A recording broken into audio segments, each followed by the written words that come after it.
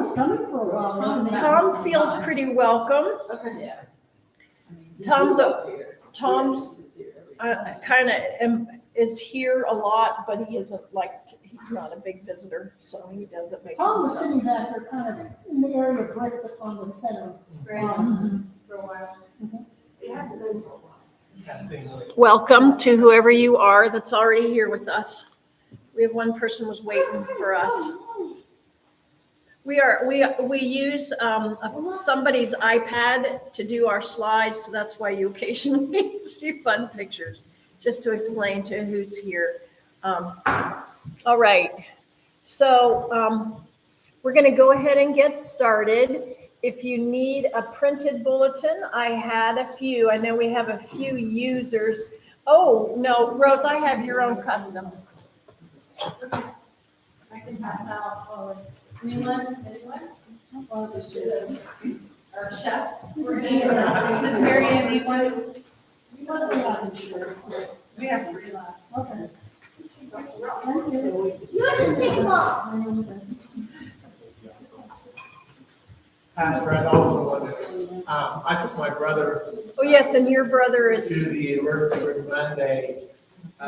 He has pneumonia in his lower left lung, and they kept him overnight. So that was Monday night. And then they kept him again last night, and then he called today and said they're going to keep him till at least Friday. Wow. So. okay, so Biff, yeah. Does he have another name besides Biff? Nope.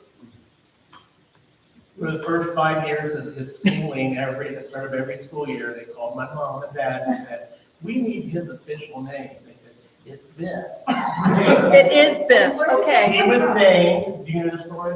No. I've told this before to some people. When mother and father were going together, my dad got my mom this little Pomeranian named Biff. Do we really want to know that story? When they were married and had their first boy, that was a possibility. But at the same time, they thought, well, maybe we'll only have one boy, so they named me after my dad. And the second boy got the dog's name. You lorded that over your brother forever. Every chance I get. So his name is Biff Anthony Sumner. We can talk. Joe's whole name was Suzanne, and we have 2 things to pay for her. Now, was that Bill or Steve that was in church about a month ago? Yes, there was. Who came back from North Carolina? That was wrong. Was that a brother of yours? Yeah. That's Rod. That's my brother Rod. He's my youngest brother. Rodney. Is Steve not your brother? He's my cousin. He's Uh, Ronnie's brother. yes. There's Steve, then Ron, then there's the younger one, Doug. Steve, Ron, and Doug. They have 3 of them. They are. Oh, my church. Oh, we're in the wrong. That was Ron that was in charge. Well, if you friend me on Facebook, I'm able to It's find. a decent one, thank you. Could have been worse, yeah. I'm happy with that one. Well, good. And it says what happens to. I almost got put up your cats. I almost put them, but then I thought, no, I found this. So, yeah, so thanks to you two for supper. Thank you. Very Thanks, much. Chris. Where was it we used to go where you had to do just this so that you weren't too noisy? I don't remember whether that was. We used to do that like back in the 50s and 60s at a coffee house. Then is that him? Oh, Yeah, that was a hip thing, but no, it was a way. You're in church. So, You can apologize on your behalf of people who Remember to are take your weights down, I'll be here. This group is is pretty much settled in together, and that's so all those we're missing out and stuff. Okay, I'm going to keep us moving because I know we we have some people have little ones that have to get home, so we got to keep moving. And we have progressed through this series about by faith, and you guys knew through the stuff that was coming that eventually we would look at enduring the cross. Jesus became the pioneer and perfecter of our faith. Pioneer it's sometimes published or translated as author. Sometimes it's simply translated as beginner, the beginning and the end. Perfecter means the fullness of. So so how does the way of the cross define our faith? And we're going to spend time with that today. And so that's the end of our series, and it makes sense. We head off into Passion Story on Sunday, and so that's where we are. We begin lighting our candles, which I think many of you already have done. It's interesting how picture immediately you want to do. Okay, so we're ready for our opening dialogue. If you're at home and you are on our emailing list, you will have a bulletin that will help you, because I know you can't see the screen very well. So, but let's go and read together then our opening dialogue. Long ago, God spoke to our ancestors in many and various ways by the prophets. But in these last days, God has spoken to us by the Son. He is the reflection of God's glory and the exact imprint of God's very being. And he sustains all things by his powerful word. Since we have confidence by the new and living way opened for us by Jesus, let us approach with a true heart in full assurance of faith. We're going to sing together a hymn many of us know. I have a simple piano. So I hope you all know this. We know this one, right? My faith looks up to thee, thou Lamb of Calvary, Savior divine. Now hear me while I pray, take all my guilt away. Oh, let me from this day be wholly thine. May thy rich grace impart strength to my fainting heart, my zeal inspire. As thou hast died for me, oh, make my love to thee Lord, and changeless be a living fire.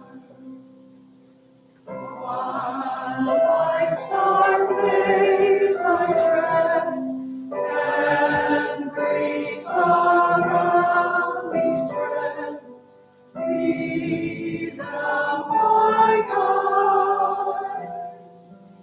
In darkness turn to day, wipe sorrow's tears away. Lord, let me ever stray from thee aside. When is life's transient dream, when death's cold solemn stream shall o'er me roll,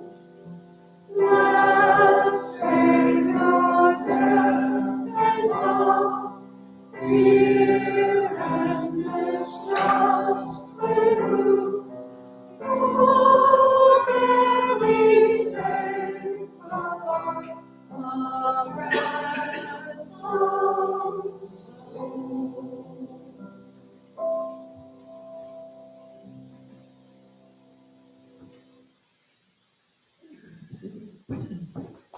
All right.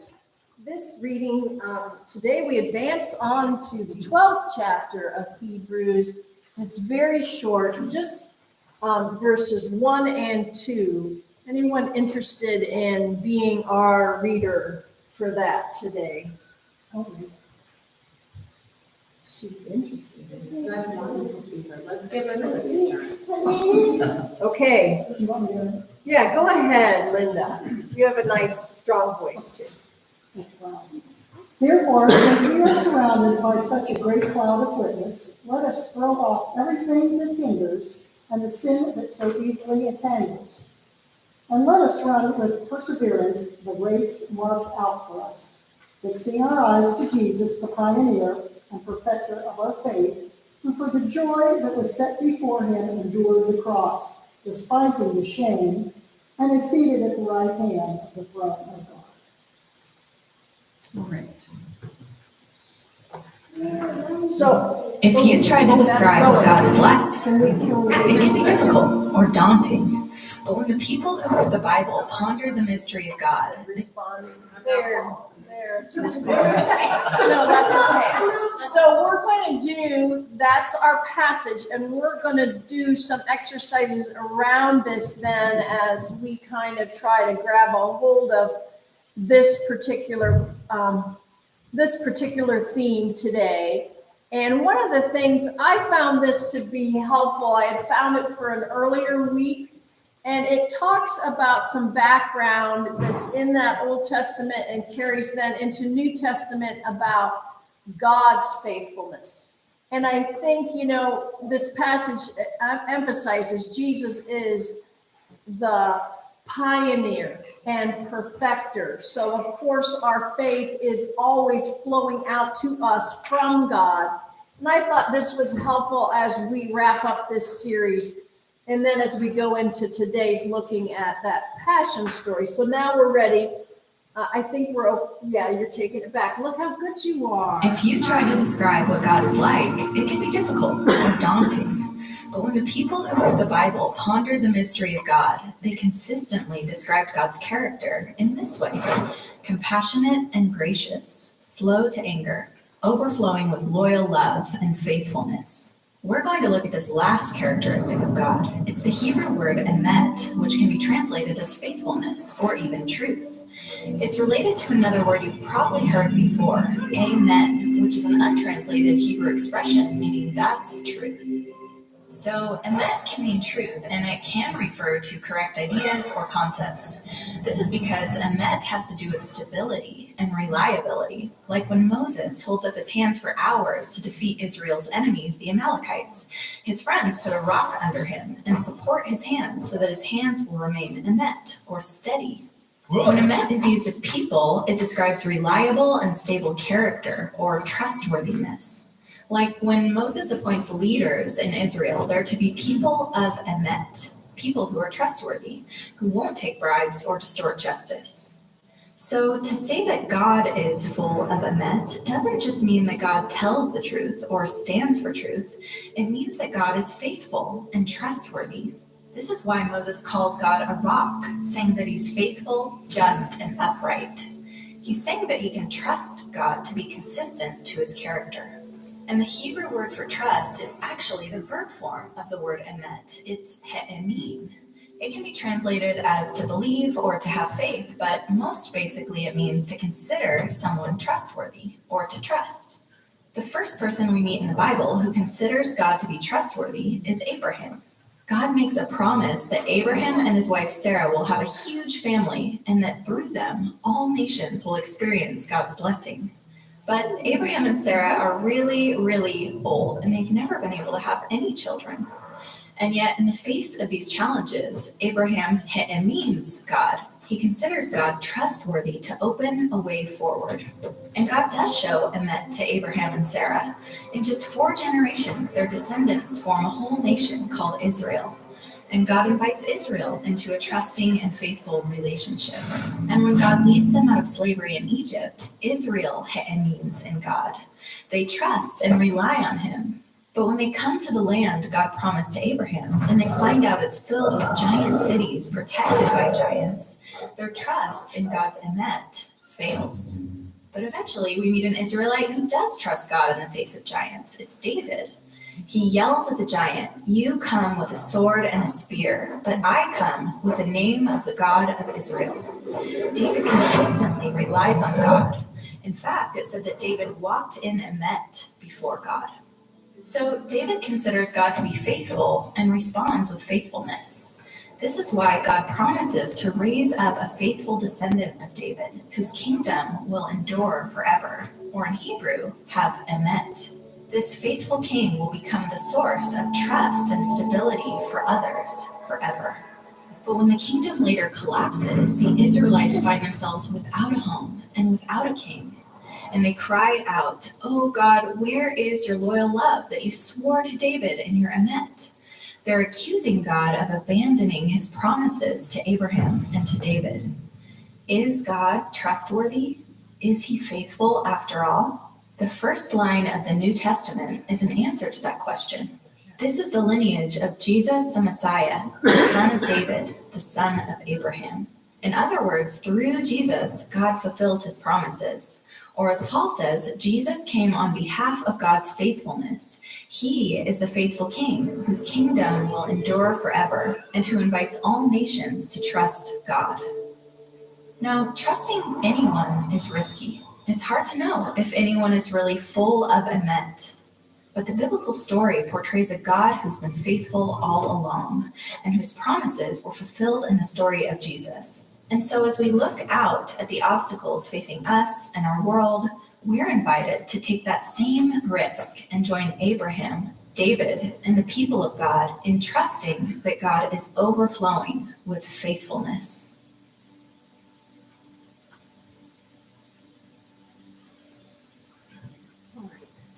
I thought that was a good perspective on God's faithfulness, and we've especially seen that as we went through all those Old Testament stories, and then we looked at how the people responded in faith, but it was always initiated. So Hebrews now tells us in the end, as you know, in the end, the faithfulness of God is fully expressed in this Jesus. And it becomes embodied for all of us to know and see. And so Hebrews in the end highlights 3 actions where Jesus showed his faithfulness. And that's in, I need to refer you, it's in the 2nd verse.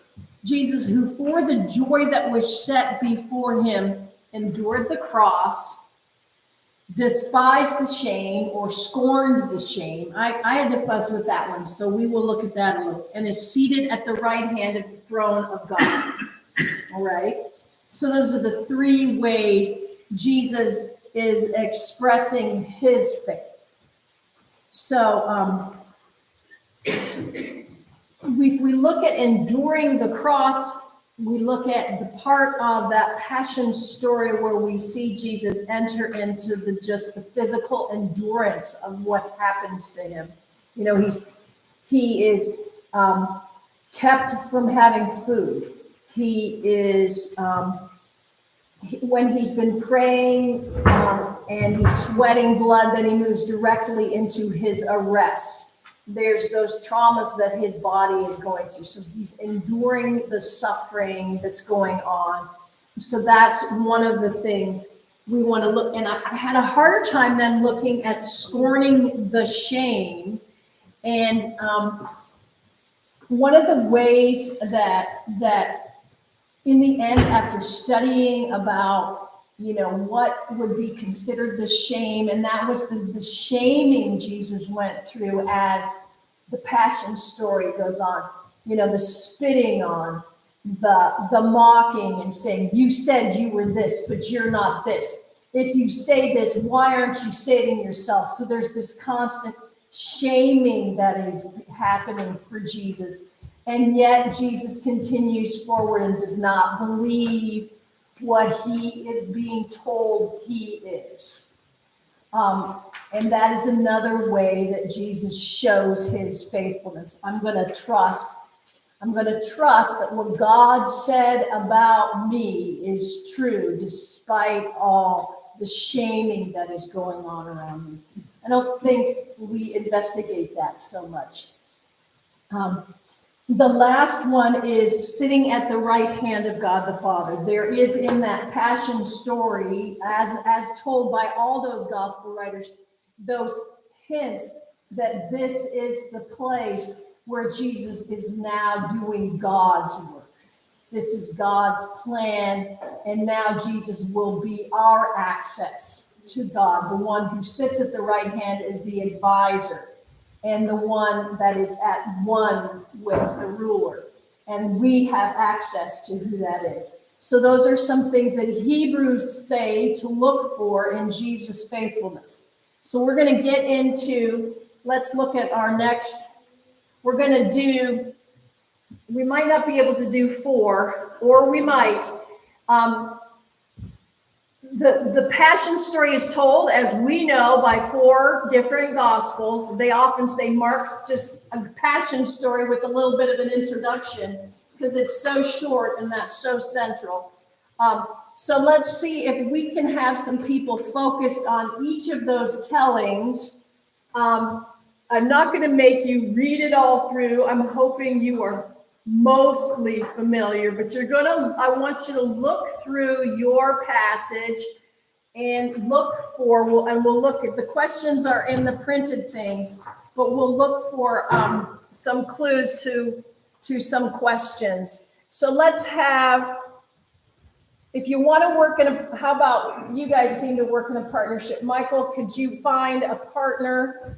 And let's have this group of 3. I think why don't Ray and Michael work on, you guys are, okay? And someone is calling us. Okay, so what, you guys are going to be Matthew. You guys will be Mark. And you guys will be Luke. And over here, you guys will be John. Okay. Oh, I have one little thing because we're going to flip the slide. So here it is for you. If you lose track of where I'm going. There's your cheat sheet about where your passion story is in your gospel. So you kind of know, hey, there's our parameters. Yeah. Oh, okay. We're John. Yeah. Okay, I'm going to have Rose, we're going to flip to the next slide.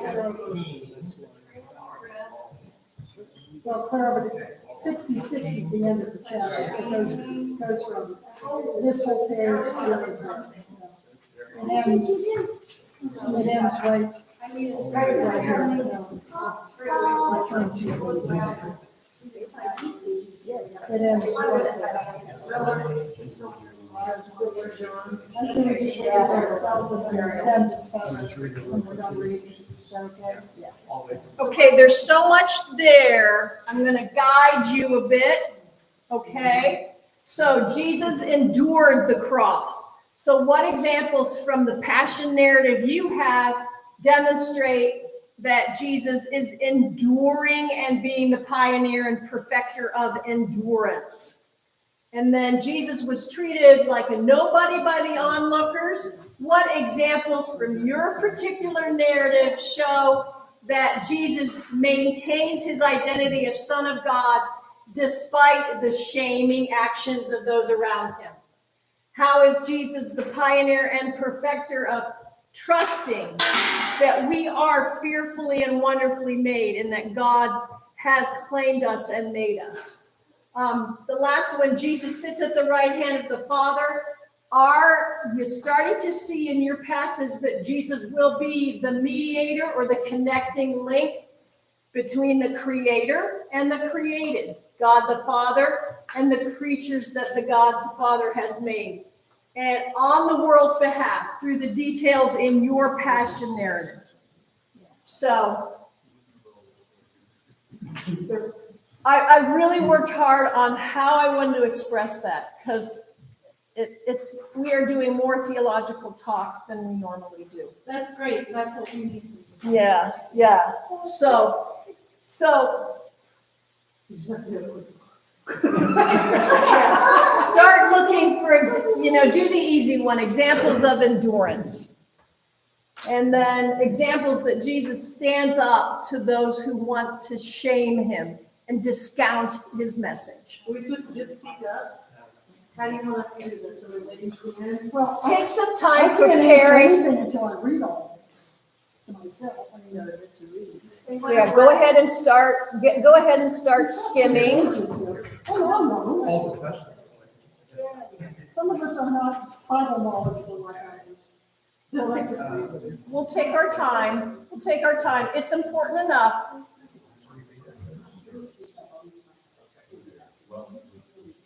Michael, why don't you open your Bible too?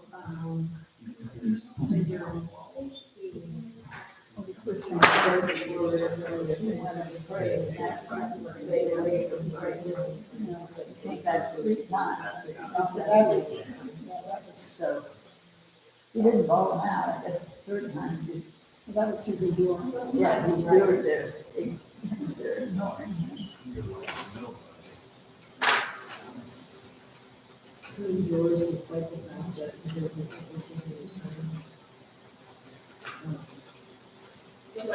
don't let them do the work for him. He came the third time. I'm not going Yeah, to. it's concentrated. He's doing it for me. So it's a mom thing. Can I give you another hint? If you have adults in your group, have one person start at the end and have one person start at the beginning, and you'll cover more ground. Yeah. Work as a team. I don't read backwards. No, but you can say, I'll take the final section, or I'll take the final whatever. Yeah.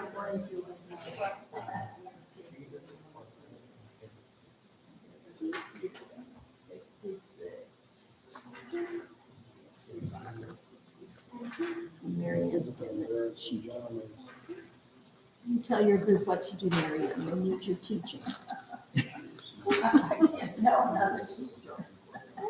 That won't work.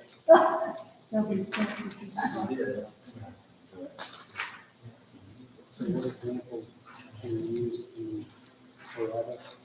Yeah. The soldier's monkey. That's endurance.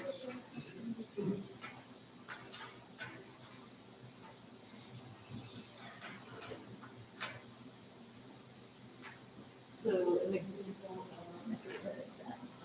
we despise the changes in my company law, so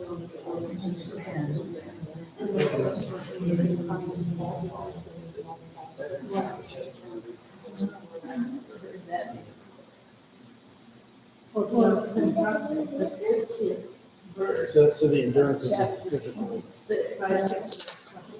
What are we looking for?